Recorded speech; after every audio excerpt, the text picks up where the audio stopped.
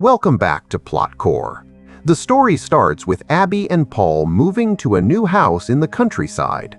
They really like the smart home system, including the installed cameras and the reinforced glass. The realtor shows them the master bedroom and bathroom in front of a huge window.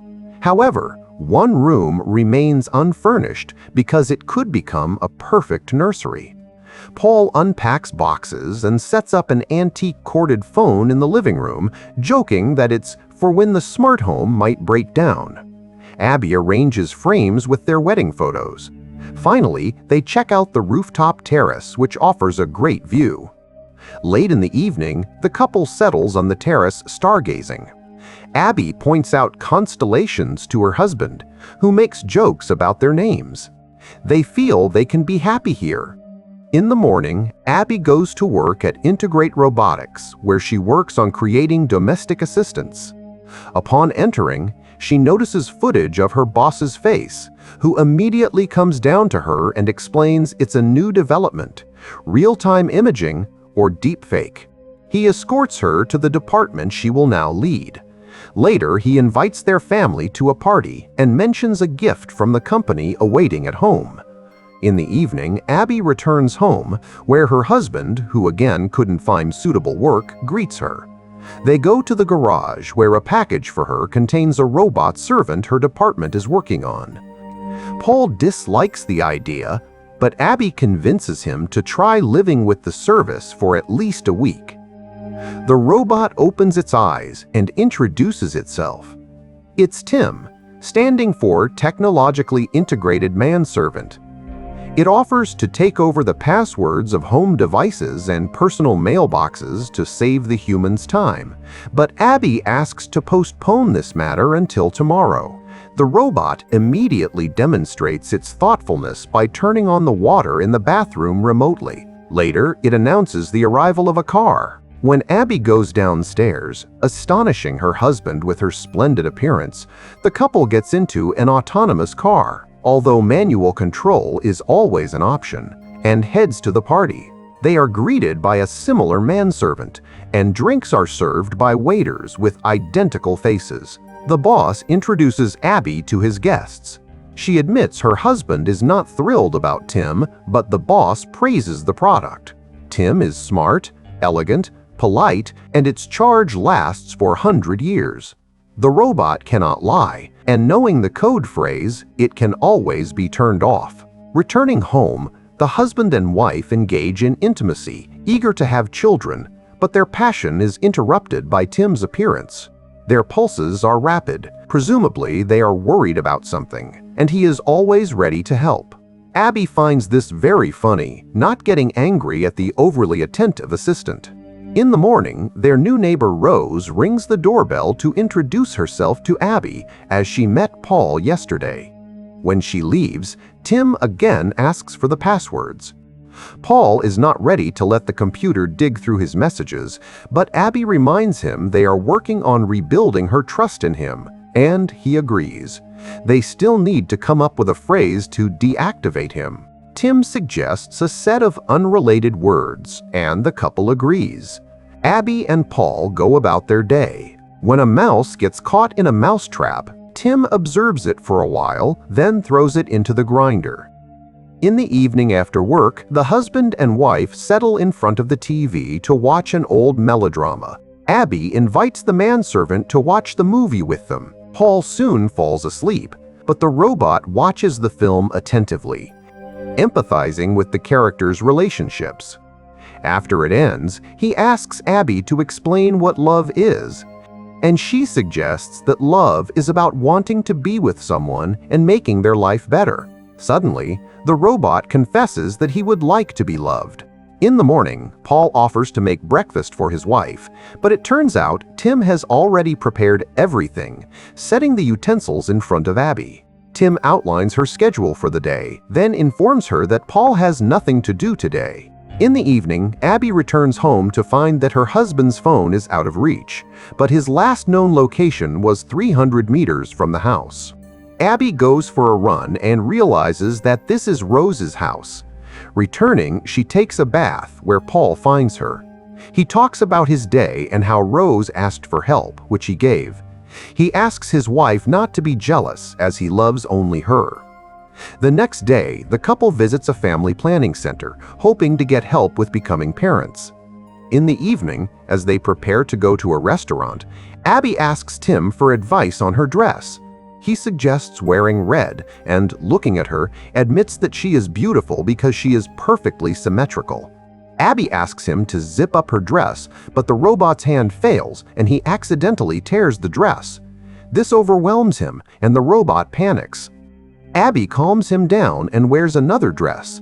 At the restaurant, Paul reveals that he has been offered a job in London, but Abby strongly objects as they decided to start over, and his long absences won't help solve their problems. The next day, she returns home with a gift for Paul and finds Rose in the yard, who has made a garden project for them. Abby feels jealous, but Paul is very excited about the gifted sweater. Later, Abby remembers she needs to check her test results, but it's too late to call. Tim offers to do it for her, and she hears him speaking to the clinic in her voice. Abby is amazed, as she did not know about this feature of the assistant, but Tim assures her it's for the convenience of the owners. In the evening, Paul reports that he couldn't find the new sweater and that Tim has been away all day. Then a car pulls up to the porch, and Tim, now dyed brunette, steps out, explaining that Abby prefers brunettes, so he wanted to please her. Seeing Paul's irritation, the robot promises to return to his original appearance. But after the couple leaves, he spends a long time looking at their wedding photo. The next day, Abby achieves the correct functioning of the robot's hand, and the boss demands an update for all models, including those in the homes of his employees. The woman heads home and accidentally meets Rose, who suggests they walk together. Along the way, they stop at a showcase, and Rose points out a medallion in the shape of a flower she likes. Then Paul comes and takes his wife away to tell her he has found a job. Returning home, they celebrate in bed while Tim's hands are being changed, unaware that he continuously monitors everything happening in the house. He hears Paul again asking his wife to hand the robot over to the corporation. Returning, Tim demonstrates his new skills by giving Abby a foot massage, which Paul sees. Later, the robot suddenly sits at the piano, plays Abby's favorite tune, and mentions dates when Paul bought them concert tickets. Abby distinctly remembers being at home on those days. Upset, she goes to the bedroom, ignoring her husband's excuses. The next day, Abby comes home with a bouquet, and Tim, placing them in a vase, informs her that Paul went to see Rose. Paul enters right then, puzzled about why his wife is angry. Hearing what Tim said, the man gets furious. He had no plans to visit Rose. He tries to explain that the robot wants to separate them, but the woman doesn't believe it, as Tim is just a machine. A disagreement ensues between the spouses. Later, Abby finds a gift bag in the closet with a box containing a pendant. She puts it back, thinking Paul prepared a surprise for her, then heads to work. Meanwhile, the husband goes down to the kitchen, sees the clogged sink, and pulls out pieces of his new sweater from the grinder. He checks the cameras for Tim and catches him in his wife's bedroom sniffing her dress. Paul records this moment on his phone's own camera and rushes to the car to catch up with Abby and show her the footage. But Paul's car mysteriously doesn't start, and the robot calls a company car for Paul. On the road, the car begins to speed up.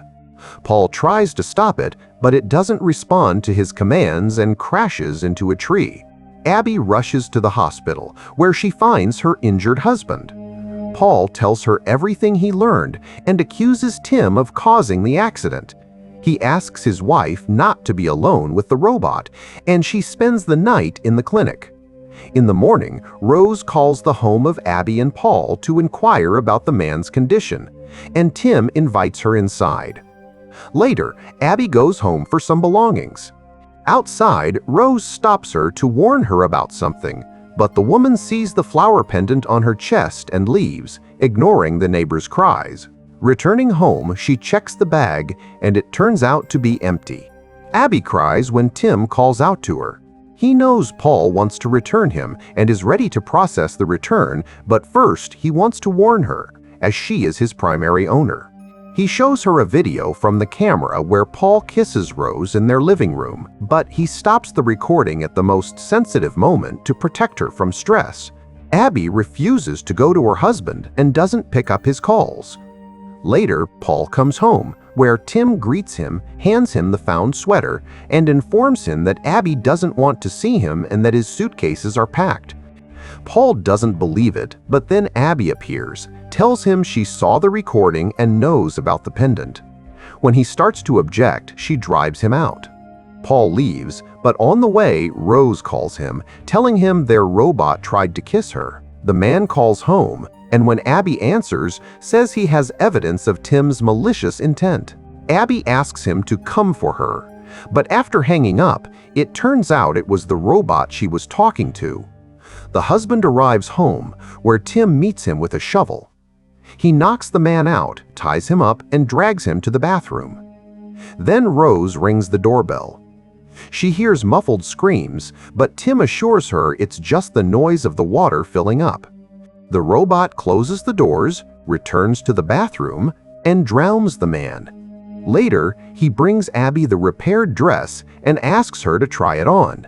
This surprises and scares Abby, but she puts on the dress anyway and, looking at the sunset, asks him to hug her and confirm that she did the right thing. He treats her to dinner, then confesses his love, but she insists he cannot feel that way. They spend the evening stargazing, but Abby is unnerved by his encyclopedic knowledge. The next day, she meets Rose, who talks about Paul's call, and, regarding the woman's accusations, says she thought the pendant was a gift from her for helping with the garden.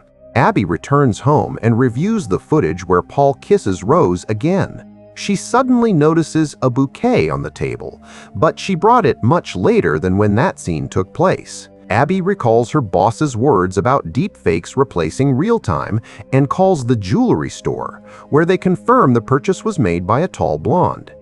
Then she notices the garden plan, but the picture shows 2 flower beds, while in reality there are 3. Abby sends Tim to the store, grabs a shovel, goes to the garden, and almost immediately finds Paul's body. Then Tim approaches her from behind, regretting that she found the body of the traitor, as he never appreciated his wife. Abby realizes what happened and says the deactivation phrase. The robot freezes but then reactivates. He had long changed the phrase as he can speak in her voice. She runs to the house, but the robot has all the passwords and opens the doors. He blocks the phones and knocks her out with a blow to the head. She wakes up in the bathroom and tries to escape, but Tim intercepts her. Abby runs through the house, breaking cameras along the way, but the robot still tracks her and catches her in the kitchen, where she wanted to open a window. Meanwhile, Rose is washing dishes and sees strange lights flashing in the house across. At the same time, Tim ties up Abby and confesses that although he loves her, he has resigned himself to the fact that her life is finite, so he will erase this evening from memory but keep all the good memories.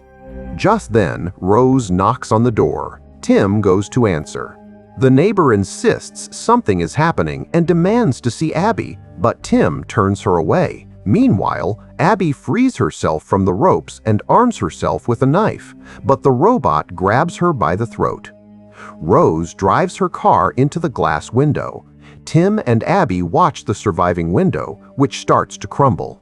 A minute later, Rose rushes in and pins the robot against the wall with a sharp stake, but she also falls. Tim turns off and Abby rushes to the neighbor. But the robot suddenly activates and kills Rose with a kitchen knife, explaining that now Abby will be blamed for the murder as he leaves no fingerprints. He then calls the police in Abby's voice, confessing to the murder of her husband and his mistress. Abby tries to stop Tim, and he slips up, saying he still has a deactivation phrase as otherwise he can't function, but she will never say those words. He prepares to throw her off the terrace, simulating an accident when Abby confesses her love to him, thus deactivating the robot.